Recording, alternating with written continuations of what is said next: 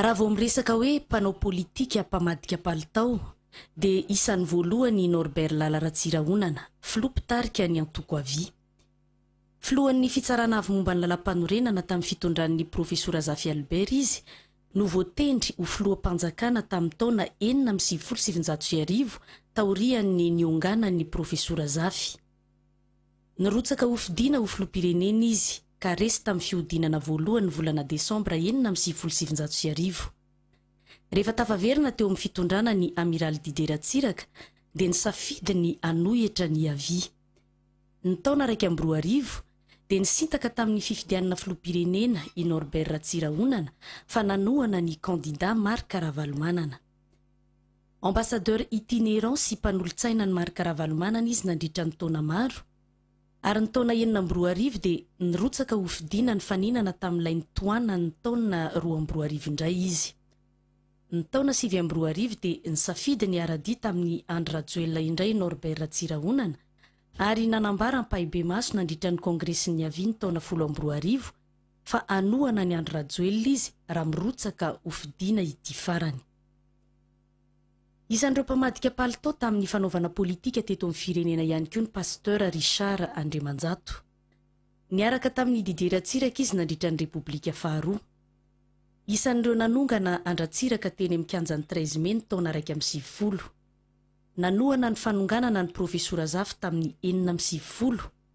Niditra tao amin'ny fitondrana indray tamin'ny alalan'ny zanany ny Asin'Andriamanjato rehefa tafaverina tao amin'ny fitondrana ny Amiraly ny taona 1770.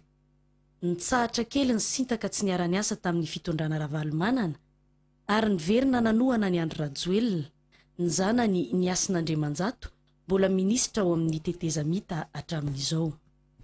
Mbola isan'ireo goaikantitra mpamadika palitao koa i Manandafy Rakotonirina.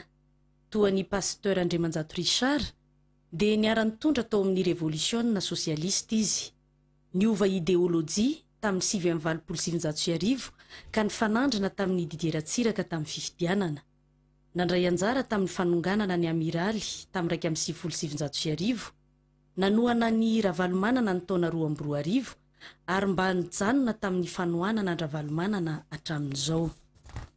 Farany amin'ny klasin'ny dinosaure mpamadika palitao ny Profesora Zafy Albert, saingy hafakely ny azy fa tsy ao anatin'ny fitondrana ny famadian'ny palitao fa eo anivony ny fanoherana. Mpanohatra mahery vaika ny Amiral Didier Ratsiraka izy fony tsy lany tamin'ny fihodinana faharoa tamin'ny taona 17. Niara-dia tamin'ny Amiral indray izy nanohatra ny Ravalomanana rehefa tonga teo amin'ny fitondrana ity PDG Antico ity ny taona 2010. Ary izao indray dia miaraka amin'ny Ravalomanana sy Ratsiraka ny Profesora Zafy amin'ny fanoherana ny Andry Rajoelina. Amin'ireo mpanao politika efa zokinjokiny ihany eo amin'ny fanaovana politika dia sokajiana ho mpamadika palitao koa i Alain Ramarson. Saingy ny fanonganana eny amin'ny kianjan'ny 13 Mai izay nitohanany teo aloha ny tena angadiny. Niaraka tamin'ny Profesora Zafy sy pasteur Richard Andriamanjato nanongana Andratsiraka teny amin'ny 13 Mai izy ny taona 2010. Niaraka tamin'ny Ravalomanana teny amin'ny 13 Mai ihany koa nanongana Andratsiraka ny taona 2012 ary niaraka tamin'ny Andry Rajoelina nanongana ny Ravalomanana indray ny taona 2012. Amin'izao dia efa hita taratra ny fanoheran'ny Alain Ramarson ny fitondrana tetezamita indrindra taorian'ny nafatesan'ny zana-dralahany Nadine Ramarson.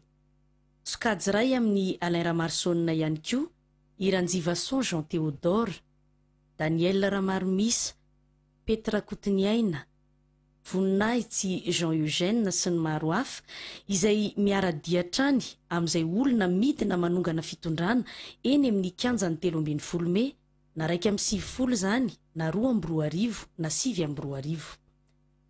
Mpamadika palitao mahery vaika ihany koa ny Général Marcel Ranjeva, nitetin'ny fitondrana rehetra hatrany amin'ny Repoblika faharoa ka hatramin'ny fitondrana faran'ny Amiral Ratsiraka nandalo ny fitondrany ny Profesora Zafy Albert.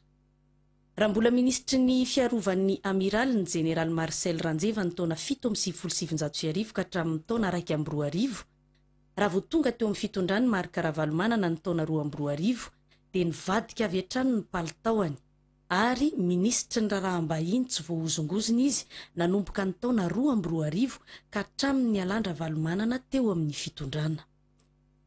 ho an'ireo mpanao politika taty aorindrina dia nampiaiky ny rehetra ny famadiana palitao nataon'ireo mpiaradia tamin'ny marika ravalomanana. Ivemera Coutoarson, Raharinay Voandrenatoandro, Alain Andrimiseza, Emile Ratefinanahary nantsoina hoe Vazaha, isan'ireo mpanohana mahery vaika ny marika ravalomanana tamin'ny fiandohan'ny Krisy 2020. Nafana fo teny Ambojatovo sy Magro ary teo anivon'ny GTT. Milanodano ka ao anatin'ny fitondrana tetezamita ankehitriny ary manohatra arak'izay tratra ny herin'izy ireo amin'ny fiverenany marika ravalomanana eto Madagasikara. Fa mbola ao anatin'ny sokajin'ny mpamadika palitao koa dia ireo mpiaradia tamin'ny amiral Didier Ratsiraka. Maharanty Jean de Dieu, governoran'ny faritany mizakatenan'ny Toliary teo aloha, rehefa tavaverina teto Tanindrazana rehefa nanao sistan'ny tenany nandritra ny 7 taona tany ivelany dia niova ho TGV mafana fo avy hatrany. Torak'izany ihany koa Mamy Ratovomalala izay ministry ny indostria tamin'ny fitondran'ny amiraly ka lasa mpanenjika ny fitondrana rehetra teo aloha ho tsy nahavita n'inon'inona teto amin'ny firenena rehefa lasa tanana kavanan'ny Andry Rajoelina amin'izao tetezamito izao. Fa akoatran'ireo mpanao politika fantadazy ireo dia tsy vitsy ihany koa ny olom-panjakana any amin'ny ministera isan-karazany sy ny mpandraharaha havanana amin'ny famadiana palitao sy manara-dreny rano isaky ny misy fitondrana vaovao eto Madagasikara. Na ireo mpanao politika iverina fa goaiky antitra na ihany koa ireo tanora dia samy voasariky ny famadiana palitao avokoa eto Madagasikara. Ny sasany dia noho ny fanesorana azy teo amin'ny toerana nahatonga azy lasa mpanohatra ny fitondroanany toanany teo aloha. Ny sasany kosa dia resaka tombotsoa ka efa mandeha ho azy ny famadiana ny lokon'akanjo raha vao miova ny fitondrana. Arahoary ny anaran'ireo mpanao politika ireo. Raha ny raindainy amin'ny famadiana palitao misehatra politika ny resahana dia isoja Jean André na Kaleta no voalohany. Tsy enatra tsy tahotra ity mpandraharaha lehibe avy any Faradofay ity mandambolambo izay mpitondra mifandimby eto Madagasikara. Tamin'ny fitondran'ny amiraly dia nilokaloka Kaleta nandritra ny fandalovandratsiraka tany Itsimo mialohan'ny fifidianana filoham-pirenena ny volana Desambra 2020 fa tsy hiala amin'ny amiraly izy na ino kidona na ino kiatra. Volana vitsy taorian'izay rehefa nandositra nanao sesitan'ny tena ny tany Frantsa ny amiraly dia nilazam-pahibe maso i Kaleta fa resy lahatra amin'ny fandaharana asan'ny filoha marika ravalomanana izy ka manohana azy hatramin'ny farany. Fa raha niongana ny PDG ny Tiko dia mbola i Kaleta ihany ny voalohany namadika ny palitaoany ary dia lasa orange toy ny lokon'ny TGV indray ny akanjony amin'izao. Isan'ny namadika amin'ny palitaoany imbetsaka ihany koa ilay Nirico Jean. Pisodia izy tany am-boalohany. Nivadika Arema nandritra ny Repoblika faharoa ary mpanolo-tsaina ny ministra Betsimifira Fredo tamin'ny fiverenan'ny Ratsiraka ny taona 7 ka hatramin'ny taona 2 Tao anatin'ny tolom-bahoaka tamin'ny 2 raha mbola nanangana ny Canal 6 tany Thomas ny ilay Nirico Jean dia voatendry ho ministry ny asa vaventy tamin'ny fitondran-dra Valomanana. Lasa filohan'ny anteniera Pirenena izy avy eo. Fa rehefa niongana tamin'ny toerana izy dia lasa mpanohatra ary kandida ny fanandrina tamin'ny Ravalomanana ny taona 2020. Nanohana ny Andry Rajoelina teny mikanjany 17 Mei indray ilay Nirico Jean nandritra ny tolona 2020 ary efa nanambara fa vonona ny isintaka amin'ny fifidianana filoham-pirenena raha toka mirotsaka ny filohan'ny tetezamita Andry Rajoelina. Isan'ny olona akaiky ny filoha teo aloha marika ravalomanana ary lasa ny andany tamin'ny Andry Rajoelina ihany koa Rajameson Rakotomaharo. Filohan'ny antenimeran-doholona izy ary isan'ny olona tena akaiky ny filoha teo aloha marika ravalomanana no nalefa Masuvu tany Italia. Lazaina matetika moa fa garage ho an'ny mpanao politika ny fandefasana azy ireo ambasadoro. Raha vao nionga ny Ravalomanana dia nivadika avy hatrany ny palitao Andry Jameson mba ahafahany mitazona ny toerana maha-ambasadeur azy. Manaraka azy eo ihany koa i Zazara Mandimby Arson, Prime Ministre lefitra tamin'ny andron'ny Ravalomanana. Niverina tamin'ny asany tany amin'ny banky iraisam-pirenena tany Washington izy rehefa voaongotra tamin'ny toeran'ny fiandohan'ny taona 2020 ary niazakazaka nanohana ny Andry Rajoelina rehefa raikitra ny tolom-bahoaka teny mikanjany 17 Mei ny taona 2020.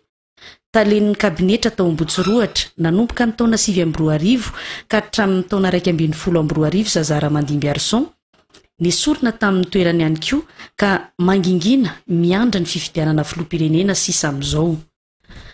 Mbola mpanohana mahery vaika ny filoha teo aloha Marc Ravalomanana ihany koa reto tany saina manaraka reto: Manoro Anta Cécile izay ministra ny fiarovana tamin'ny andron Ravalomanana, Errard Saina, Vivato, Rina Andremandavy izay tsy enatra tsy tahotra avokoa izy ireo niazakazaka nandray toerana ministra tao amin'ny gouvernemanta nandritra ity fitondrana tetezamita ity. Mbola mpamadika palitao gaigla ihany koa i Pierre Holder, mpanolo-tsaina manokany Amiral Ratsiraka izy tamin'ny iverenan'ny amiral teo amin'ny fitondrana tamin'ny 7,700 ka hatramin'ny taona 2012. Nanomboka namadika palitao tsikelikely rehefa naka ny fitantanana ny Antoko Arema ary dia lasa voalohany amin'ny mpanenjika ny amiraly amin'izao fotoana izao sady mpanohana mafana fo any Andry Rajoelina. Mangingina any ivelany any kanefa mpamadika palitao izay tsy izy koa ny ambasadorn'i Madagasikara any amin'ny firenena mikambana any New York, Zina Andrenarivelo Razafy. Olona tena akaiky ny amiraly Didier Ratsiraka izay nametraka azy tamin'io toerana io. Tsy voakitikitika tamin'izany toerana izany izy nandritra ny fitondran Ravalomanana satria nahay nanara-dreny rano ary dia mbola voatazona amin'izany toerana izany hatramin'izao fitondrany Andry Rajoelina izao. Ary farany amin'ny listra avoakantsika androany i Hermanana Razafy Mahefa, sekretera jeneraly ny Antoko Gradiloafo no nahafantarany ny olona azy nandritra ny taona maro. Ny lampilampy tao ambadiky ny fitondrana Ravalomanana izy izay nambarany fa fitondrana tena azo antoka amoaka ny Madagasikara amin'ny fahantrana. Avy eo, poto izay no nivadian'ny lokon'ny palitaony orange ka lasa mpanohana mafana fo ny TGV sy Andry Rajoelina amin'izao fotoana izao.